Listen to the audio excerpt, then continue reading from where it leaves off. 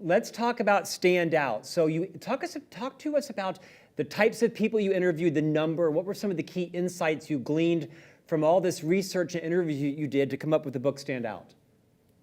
Yeah. So one of the key things that I learned in the process of Standout is that when it comes to sharing your ideas in the world with the world, there's really a three-step process involved.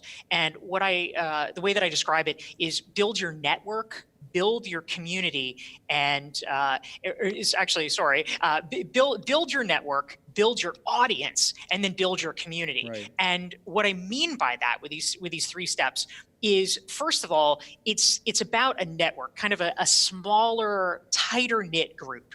And the reason that this is so essential as your starting point is that as you're formulating your ideas, for obvious reasons, you're testing them out. You're seeing what works. You're seeing what actually resonates with people and is a genuinely new insight. You don't want to go massively public in the early stages before you actually have something.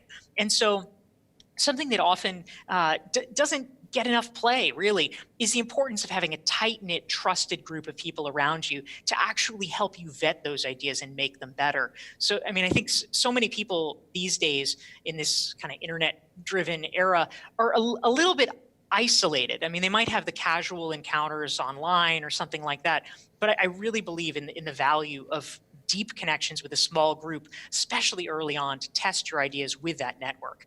Now, the second phase is the importance of building your audience, because if you have a great idea and you share it with a group of people, that's wonderful, but it's not going to be sufficient in the end. You have to get it out to people who don't already know you. That's how something can take flight. So you need to begin sharing it more publicly with this audience. And that could be through starting to speak about it, through writing, through blogging, through doing a podcast or a video series like this.